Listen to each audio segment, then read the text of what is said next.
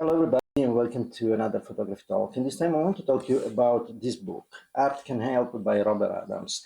And it's a book that left me with some very mixed feelings.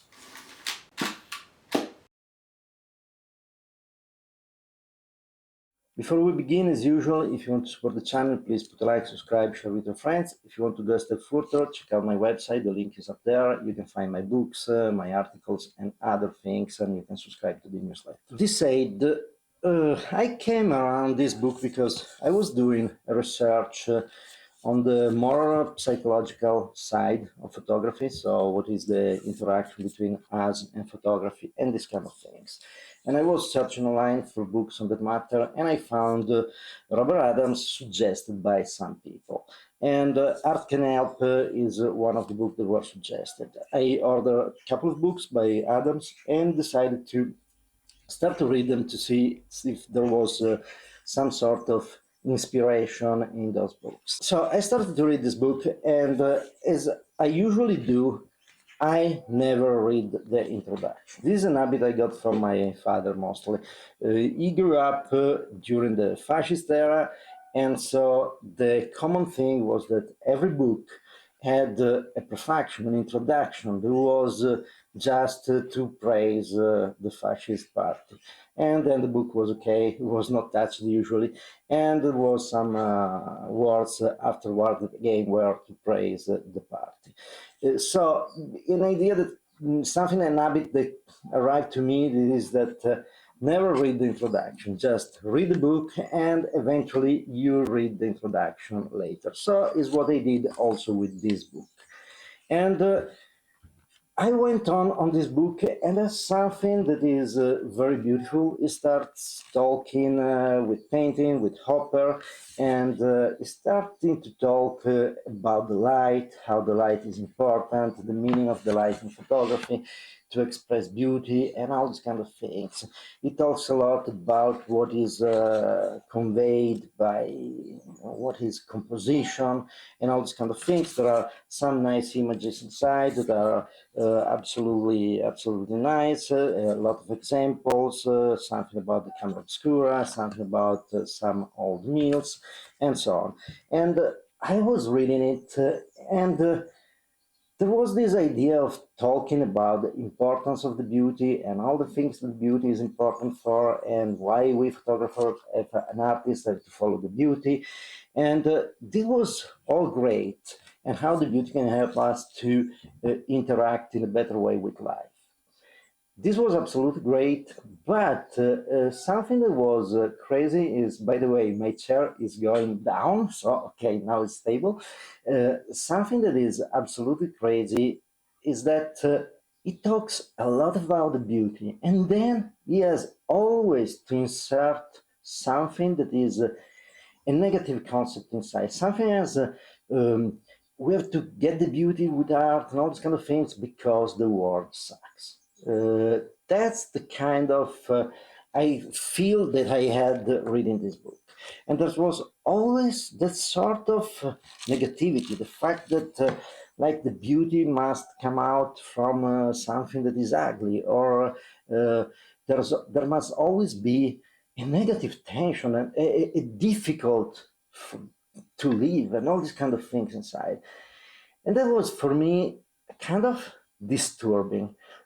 I'm used to look around the world and think that the world is beautiful. There's a lot of shit in it, but at the end of the game, we are alive, and so that is beautiful enough in itself.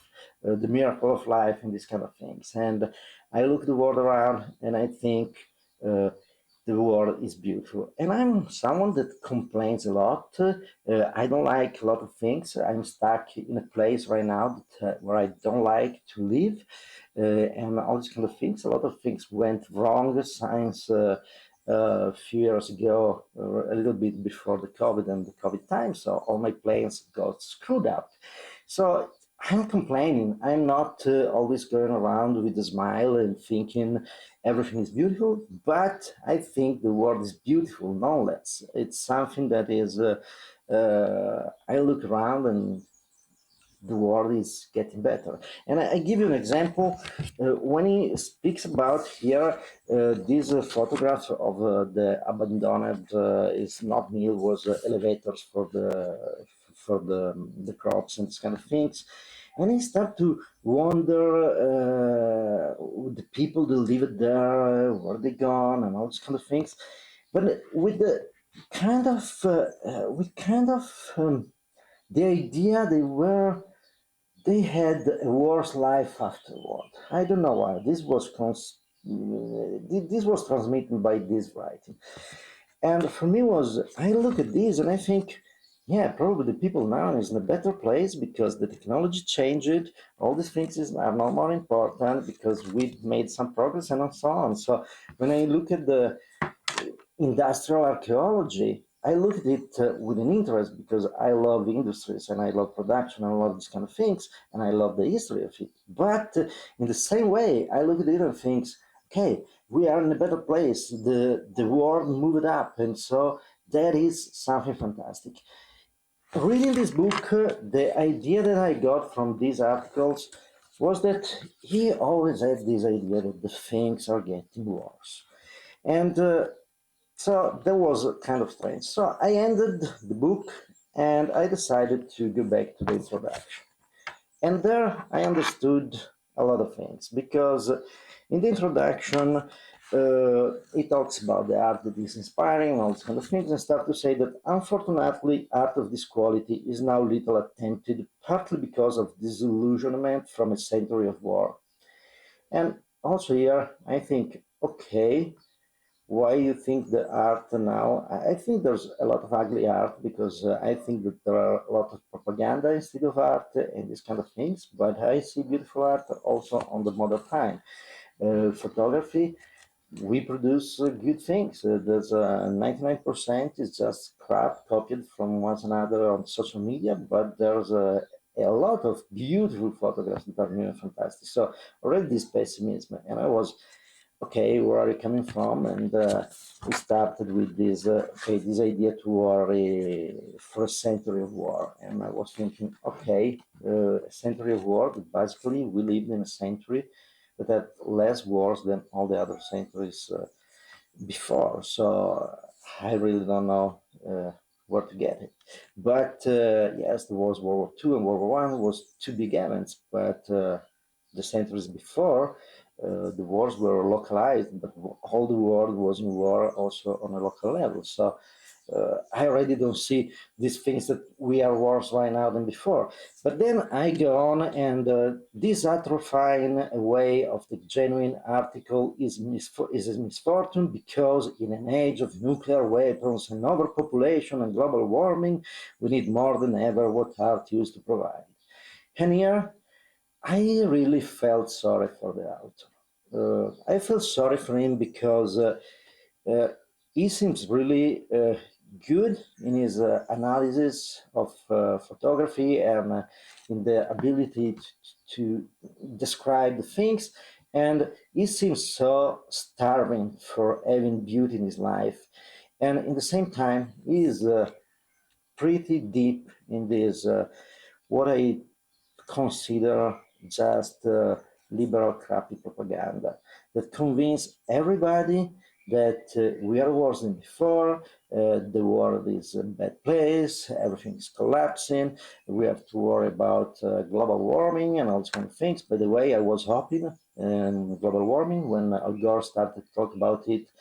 I did two calculation of the rising of the sea, and I was hoping, I was sure in 2012 I had the sea at 10 miles from this house, so I could be in a tropical place, fantastic. The value of the property went up, but it was a lie. So I'm still in the middle of the mountain, and the sea is still where it was supposed to be. So that's one thing. But jokes apart, something that really I see this book pregnant of this pessimism that is inflicted by the Marxist ideologies. The fact is that when you have happy people, people that know how to look around and know how to enjoy the beauty and see the beauty every day, it's very difficult to control them. So, what Marxism started was to convince the people that everything was bad, everything was something to revolt. And that is something that is, it's absolutely a lie. Marx started with this idea that the Industrial Revolution created the worst condition possible. Actually, it was absolutely false. Every parameter as wealth, as expectation of life, culture, and so on was much better after the Industrial Revolution because a lot of people found, yes, they went to the fabric, was not that nice, but it was better than starving in the fields. So that was something that if we look around, all the parameters are going in a good direction. Expectation of life is something that is essential. For example, if you want to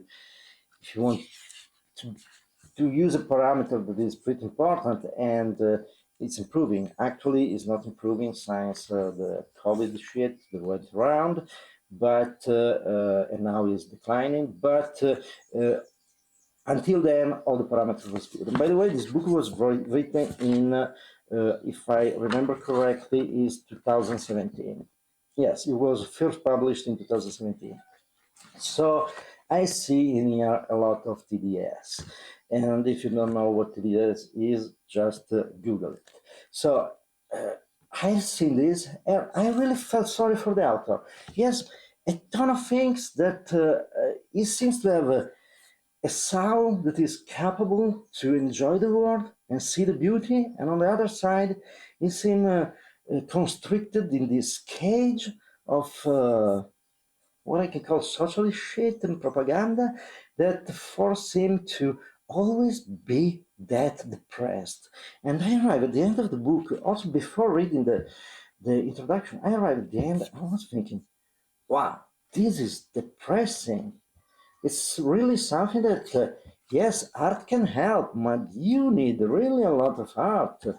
And when I read it, it was okay. That's probably the things how they are and why he needs a lot of art. And by the way, I'm very sorry for this. I started to read another book by him, and there was, for example, talking about a moment he went to photograph some mines and modern mines and with beauty. So he decided he had to go to photograph now monuments and all mines because in the pictures he took that he was paid for, and I'm curious by whom at this point. He didn't convey all the toxicity of the mines, all the problems of the mines, all the, all these kind of things. And every time I see these things, and I think, how must you be blind? Probably, I don't know if he grew up in a family that was rich and never had problems and those kind of things, but I have no idea. But for what I can tell, I look at my family. I mean, my great grandfather on my father's side, uh, he was he left his home with nothing. He was very young. I think he was not even 18. He left with nothing, just a little bag. Started to walk and arrived in different places. He went. He was just without many skill. Not really. He was just a young guy used to work the land, but not nothing special. So he went around and he arrived in different farms just to have a dish of soup and a place to sleep and this kind of things and give me some help. And at a certain point he arrived in one where they had their need for people. He started to work. They liked him. They really loved him, and so he started to work very well, made his career in there. At the end of his life, he bought a house. He had two kids, one or two kids, I don't remember right now, but he had kids, grew up a family, and so on. His son was able to study at least until the fifth year of elementary school that he was not able to do. And he grew up and made his fortune in the building industries and electrician and these kind of things. The son of my father was able to get a degree at the university and do a big career and all this kind of thing. And we are admitted, I'm the black sheep of the family. But jokes apart, I see that in the centuries, always there was progress. And for a lot of people, yes, you get an opportunity. Sometimes the opportunity can have side effects. I'm sure it's not good to go to work in a mine. Was not good in the oil mines. Was terrible job, but it was something that allowed the people to create more wealth and to maintain a family and to do all these kind of things. The situation they came from was wars, and all this evolution is the one that arrived at the point that some people probably started in a mine, but they had some nephew that was able to go to the Yale University where Adams teaches, at least I read it in here. So that's the kind of things. That's kind of the you can see the beauty of life. You can see that mining was an opportunity. And yes, we can see the dark side and correct them and so on. But we don't have always only to concentrate on the worst part of the life. Uh, it's something that is, it was done just to convince people that they have to rebel. But actually, it's absolutely wrong, and it's absolutely the worst idea that you can have.